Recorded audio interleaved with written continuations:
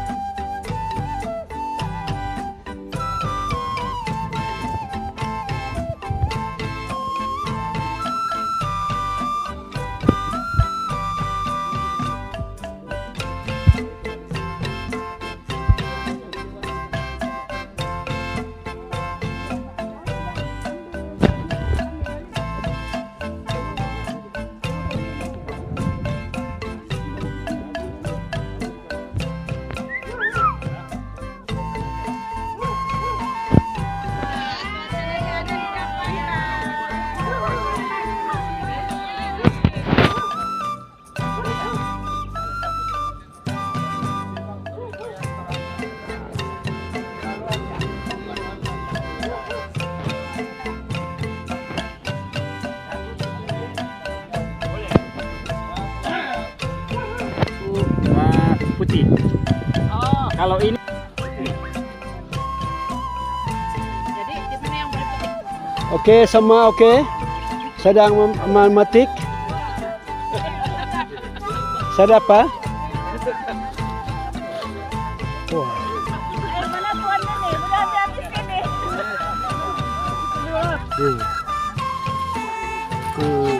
Bah. Oh, masih cantik lagi. lawan lagi. Lawa pakai. Oh. Terima kasih kepada yang mempunyai karena disuruh kami sabut saya pada hari ini. Oke. Semestinya diwalai toko homsi. Terima kasih. Oke, dan ini lagi sudah teruskan petik-petik ya. Teruskan. Cantiknya punya apa sayur? Basah, Iya. basah. Iya. Kamu mau bagi siapa nih Arnab? Aku kanan dulu.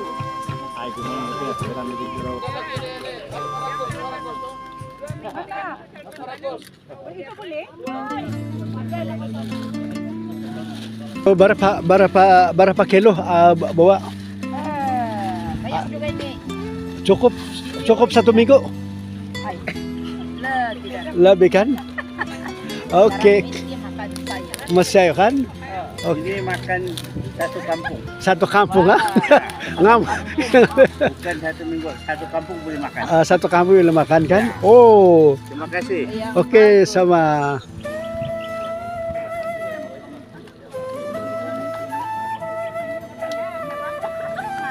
Tuan, apa cerita? Bagaimana apa cerita dengan sayur ini? Ada juga ada oleh bawa juga. Terima kasih. Banyak sambil sudah. Oke, teruskan. Suburnya bumi Kundasang. Subur kan? Iya. Homestay Waretoko terbaik. Oh, Package tanam sayur, package butik sayur untuk pelancong. alright. Terbaik. Terbaik. So, ada sayur juga. Ada juga sayur. Oke, tahniah, Terima teruskan. kasih dengan yang memberi. Oke. Wow. Oke, teruskan petik-petik ya. Mana sapunya tadi sini? Bagus, buah. Ubi kalau dari sini. Kalau dulu pakai tomato saya ambil. Oke. Oh, iya Kang. Ya. Nah. Oke. Oke, di hari apa cerita?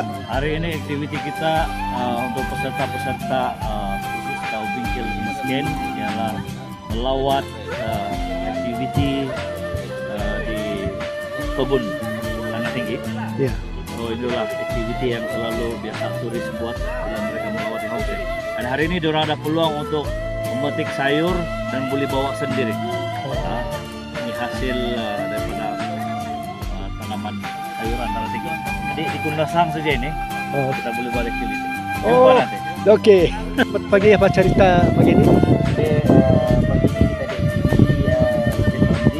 kita di kita ini melawat dalam sayur. Jadi bonus bagi kita yang melawat sayur ini yang momen dan masih sayur. Oh, Jadi makan sayur yang betul dia itu. Saya melawat Jimmy White saja. oke. Oke.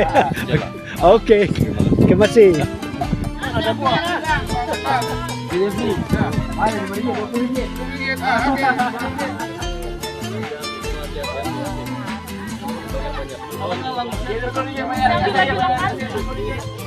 Apa mau bunga boleh ambil? Kamu tahu ada yang pintar Jeb, itu akar mundur timbang semua.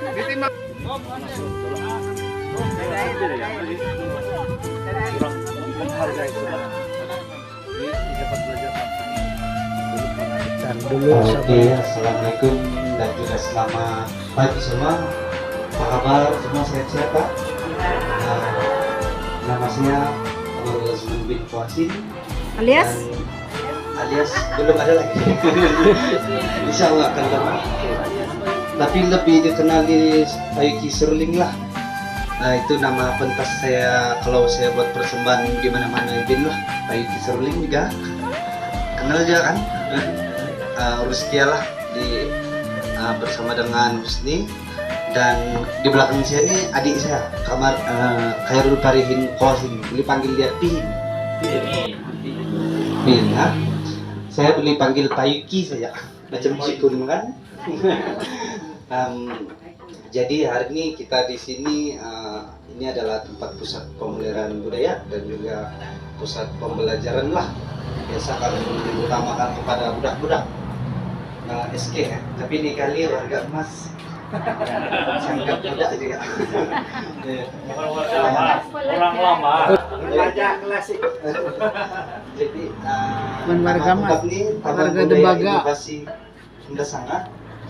Taman Budaya Inovasi Kundasang, nama singkat dia Tabik. Saya merupakan dilantik sebagai pengurus lah di sini, sebagai penjaga beliau. Mak saya dia suka bikin baju Sumajau. Jadi sekarang ramai orang sewa lah baju dia. Mama saya ada beberapa lah baju Sumajau di belakang sana. Nanti siapa yang sudah pakai itu boleh lah kasih pinjam balik yang belum pakai ya. Begini kasih inovasi sebab saya banyak mengikuti pertandingan Sabah Got Talent, Borneo Got Talent, dan paling tinggi pencapaian dia nih pernah menjuarai dunia. Jadi ini sering di belakang itu 2016 Champion of the World. Nah itu, dan beserta dengan pingat-pingat yang lain lah. Ini nama dia Seruling Tayuki. Kamu panggil aja Tayuki. Kamu tahu aja itu kan? Tayuki saja. Nah, kamu tahu itu Tayuki Seruling kan? Jadi ini dia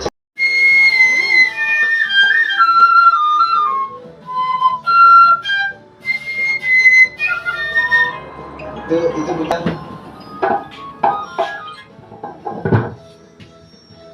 itu bunyi dia kalau seruling panjangnya 3 kali begitu main untuk habis nih barak. Ini seruling lah, panjang dia 200 cm, dia punya lubang ada 37 lubang lah.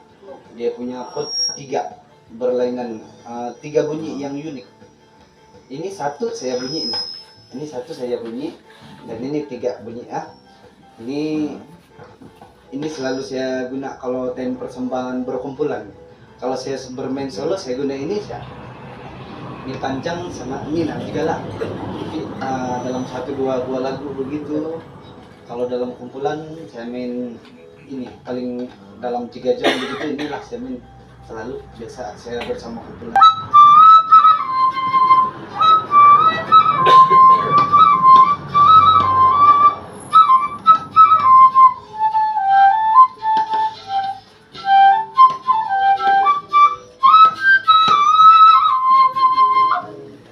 Itu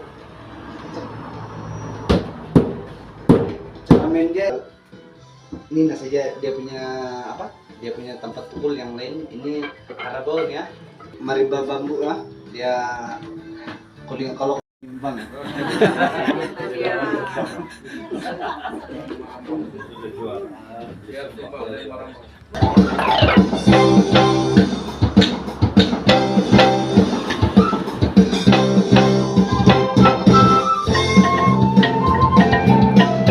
Masih jauh kan?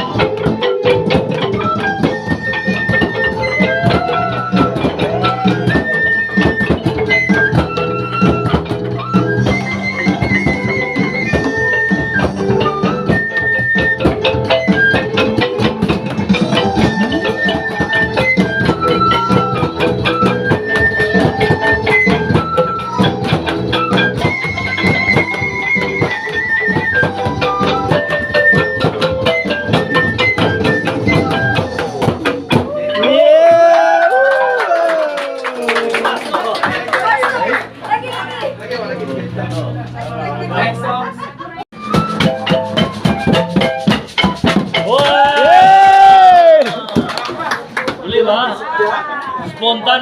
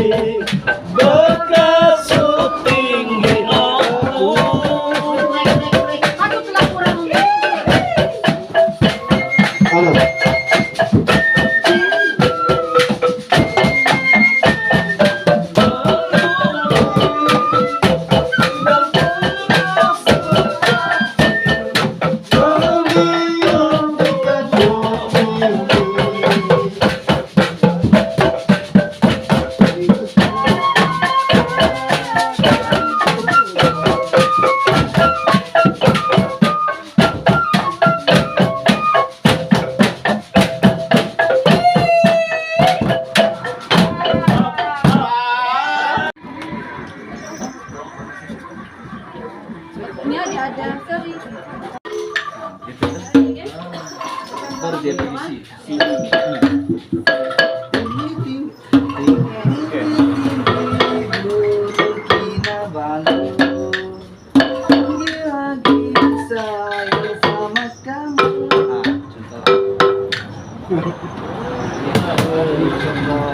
Lagi ramai kan? Mak dia kata nak jadi cikgu tak? Dia kata okey juga kalau jadi cikgu. Jadi cikgu ganti sebab cikgu bersalin. 3 bulan jadi cikgu ganti. Rupanya dah lebih jadi cikgu ganti daripada buat bisnes punya. Bangun pagi pukul 7 pergi sekolah, balik pukul 1. Every day 7, 4.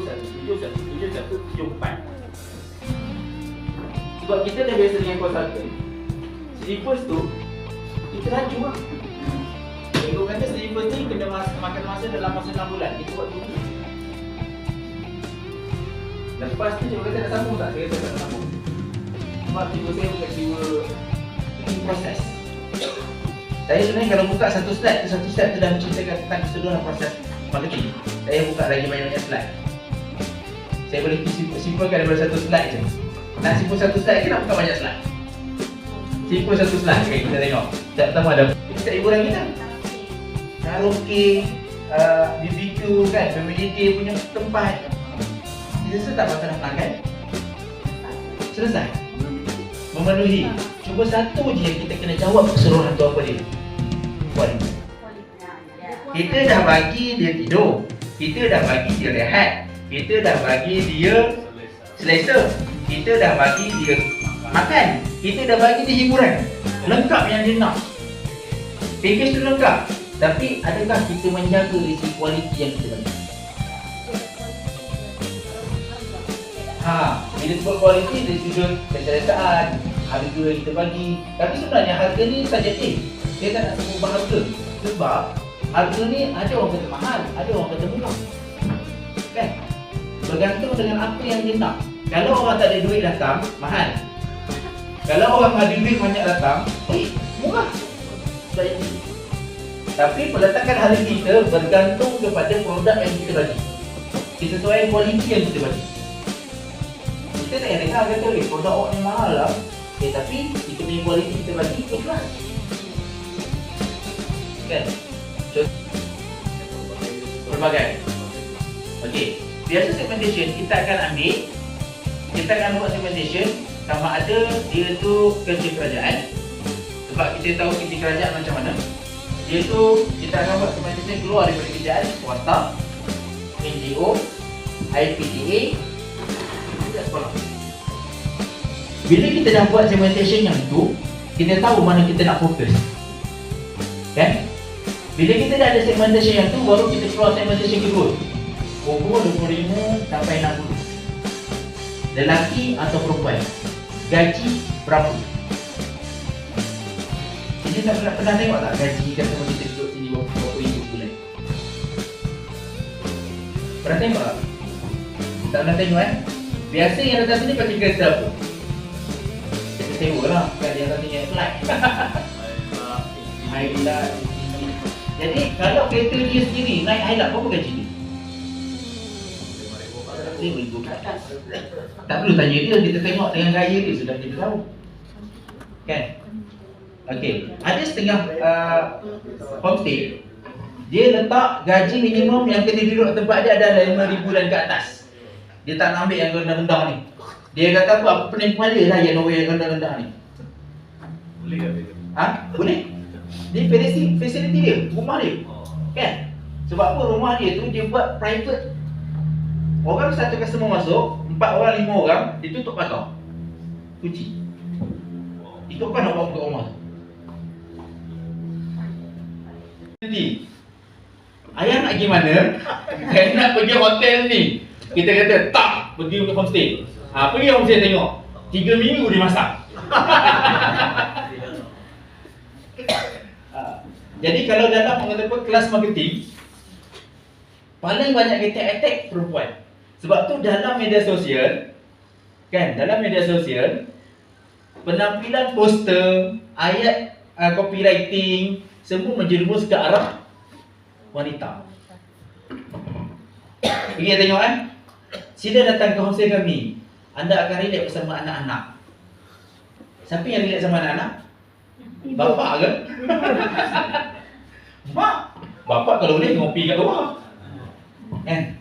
Ayat-ayat itu, walaupun ayat-ayat itu sebenarnya kita tak terfikir pun betul juga kepada wanita. Tapi kalau dah kajian sebenar, itu 80% pemasaran dibuat berjurus pada wanita. Sebab perempuan ni dia punya cerewet dia tinggi. Cerewet dia tinggi, satu. Perempuan ni pula dia punya keputusan dia 110%. Jangan ada bangkangan. Bangkang siap. Bangkang siap. Kita semua yang Saya sebelum kahwin saya kata apa? Tak apa, aku boleh kontrol isteri aku. Tengok nanti aku nak pergi sana aku pergi. Tak kahwin lah. Bang esok pergi Melaka. Kita pergi Shah Alam lah. Melaka. Okey, start kita pergi Melaka. Woman in power. Walaupun dia punya keputusan tu, kita nak booking hotel, dia punya keputusan 12 tengah malam. Dia fikir, bang tak jadilah Shah Alam, Melaka lah. 12 tengah malam, kita dah packing barang lagi Shah Alam. 6 pagi je Melaka. Itu pengalaman saya sendiri lah. Kan? Kalau tak, dia masam dia 3 minggu, 4 minggu. Tak boleh saya keluar buat kerja. Kalau tak percaya, cuba try test kan. Homestay kat rumah tu kan. Nama dia mana-mana homestay dia. Habsah Homestay. Try kata, yang tu kan abang-abang pula homestay ni bang. Tu kan abang-abang pula homestay ni. Tengok dia punya marah dia macam mana. Okey baik. Bila kita dah ada segmentation, kita buat sasaran. Sasaran paling tepat kebanyakan nak buat untuk pemasaran adalah ke arah wanita. Oh, laju dia sebut. Ke arah perempuan. Dan bercuti. Betul? Ke salah? Menginap dan bercuti. Betul tak? Datang tempat kita bukan sekadar nak tidur, tapi dia nak hiburan, dia nak keselesaan, dia nak bercuti dah tu. Kan? Kita sediakan package. Kita sediakan pengalaman yang bagus. Okey. Dari sudut reka bentuk. Reka bentuk rumah lah. Kalau sini, saya rasa kalau homestay yang ada reka bentuk yang menarik, itu akan jadi tarikan kepada customer lah. Tapi sebenarnya, customer kita datang homestay ni, dia nak apa sebenarnya? Customer yang datang kita minat tempat kita, dia nak apa sebenarnya? cuti. Family day. Ha? Santai. Dia nak tengok rumah tak, bentuk rumah macam mana?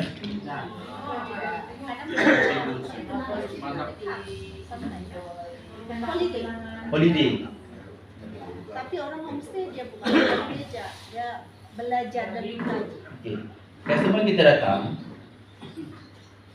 first impression dia bukannya karakter bentuk rumah dia, betul tak? First impression dia apa? Keselesaan dulu. Betul kan? First impression orang datang menginap tempat kita, dia fikir apa dulu? Dia nak selesa dulu. Kedua dia fikir apa? Dia fikir kemudahan. Dekat tak dengan kedai makan? Dekat tak dengan kedai runcit? Dekat tak nak pergi bank? Betul. Dekat tak tempat yang dia nak pergi hiburan? Jadi yang ketiga dia fikir apa?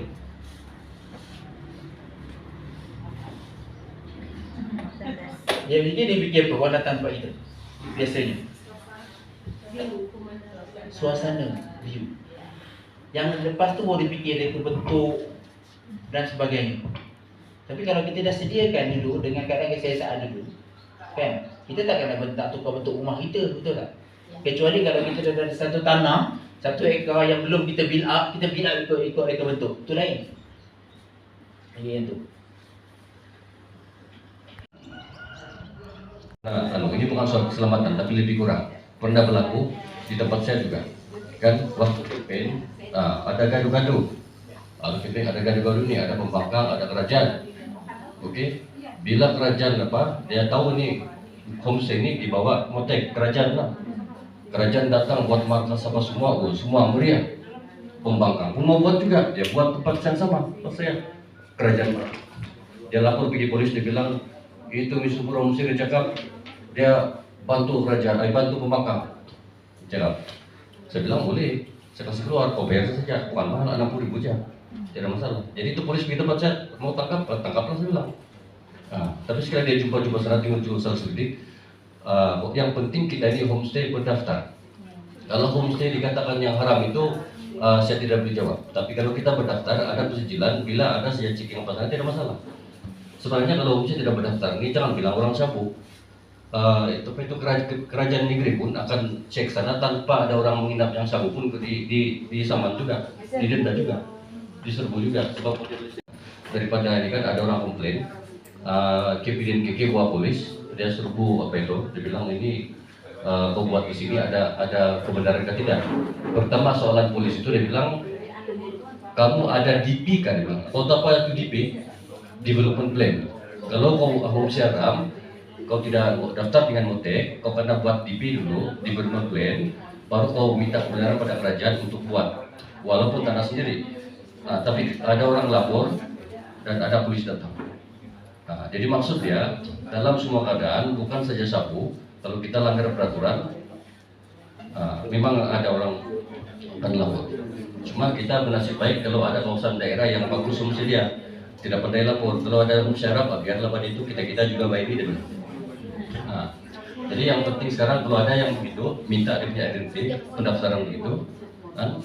Kalau ada sabut habis kita tidak dapat kenal dia, mana kita tahu, dan kita ini bisnis kan.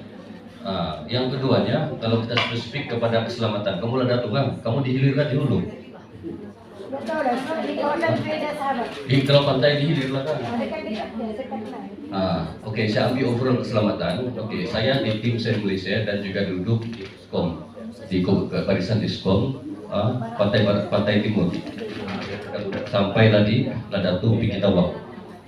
Jadi soal keselamatan di sana, kalau ada apa-apa pandangan kan di perairan ke apa semua di sebelah Tambisan paling dekat dengan yang kawan-kawan kita sana itu kan, kawan-kawan tersana kan. Jadi kalau ada masalah ambil telepon saya, sebab saya dengan Diskom juga, saya dengan Maritim juga di seluruh Sabah. Itu saya sebelum bertanya saya jawab langsung dia. Sebab itu untuk Ladatu, yang lain udah payah. Maksudnya daripada Budak sampai Tawau, kalau ada sini ada permasalahan dengan keselamatan dari segi apa saja lapan yang perairan ini boleh kolaborasi ataupun kesinggung dengan saya. Sebab saya bersama dengan agensi keselamatan Pantai Timur Sabah. Boleh ya? Terima kasih. Satu pertanyaan, minta nomor telepon. Oke, nanti kita bagi. Dan nomor itu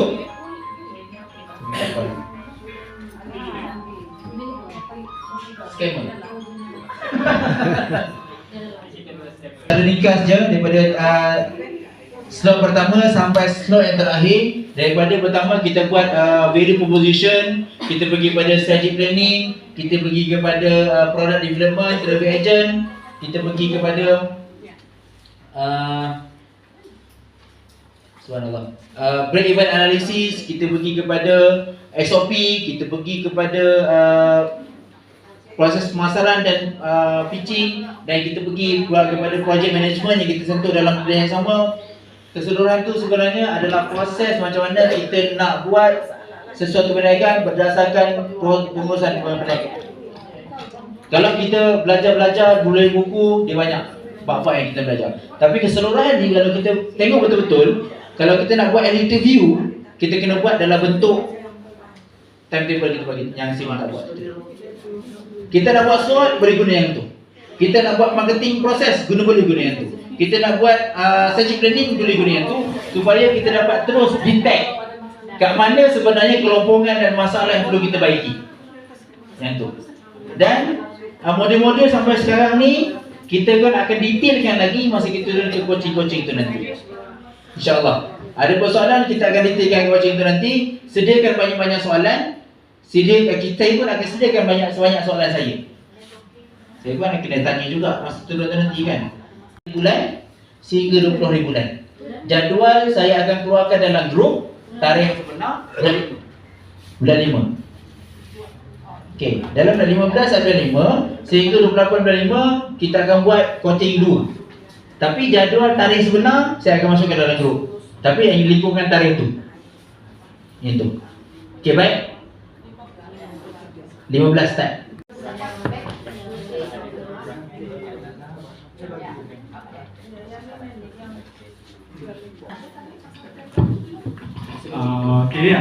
Assalamualaikum, salam sejahtera dan petang pada tuan-puan semua.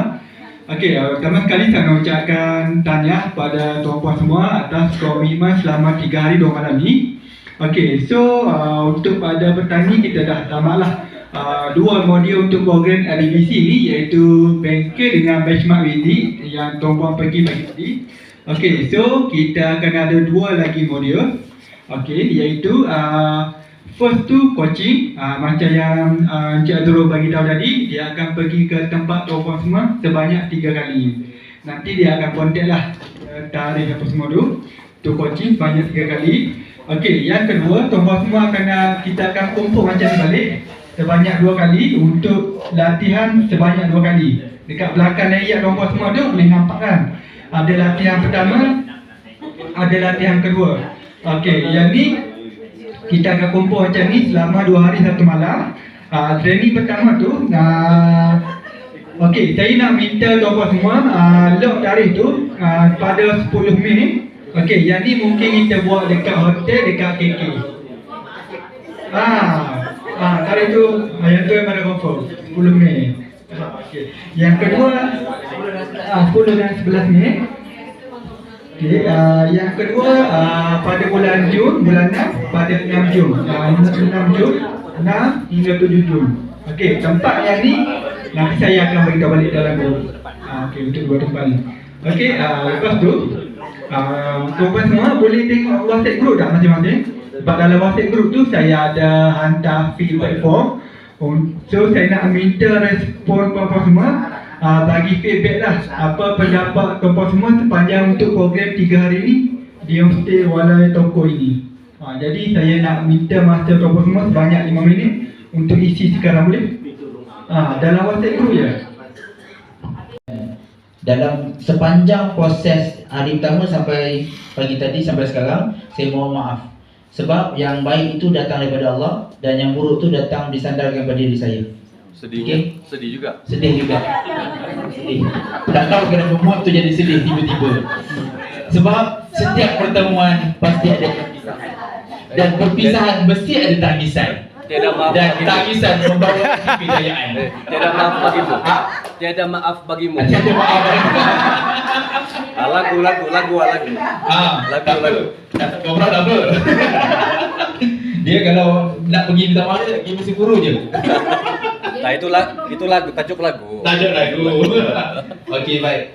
Jadinya segala apa yang baik minta kita gunakan. Kalau ada yang tak baik, tegur-tegurkan saya. Kan? Setiap apa yang kita bagi tahu itu belum tentu sesuai dekat tuan-tuan, tapi sesuai dengan kami. Dan belum tentu sesuai dengan kami dan tak sesuai dengan tuan-tuan. Kan? Kita terima konsep perbezaan pendapat. Sebab tu pertama sekali Carol bagi tahu program ni kita berkongsi, bukan mengajar. Sebab kami tak reti sangat. Tuan-tuan lagi arif di Sabah. Kan? Tapi kami berkongsi apa yang kami buat. Saya berkongsi apa yang saya buat. Kan?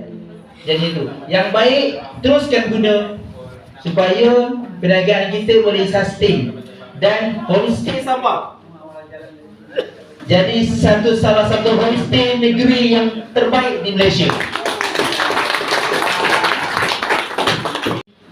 Carol ada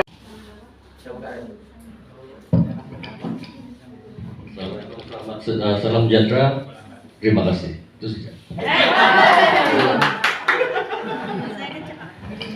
Okey, saya tambahlah besok dia pun tidak mau mikrofon saya belum ucap terima kasih. Okey, daripada saya sedikit imbasan yang saya bagi itu kan, ingatlah yang khusus semua itu kan yang saya minta.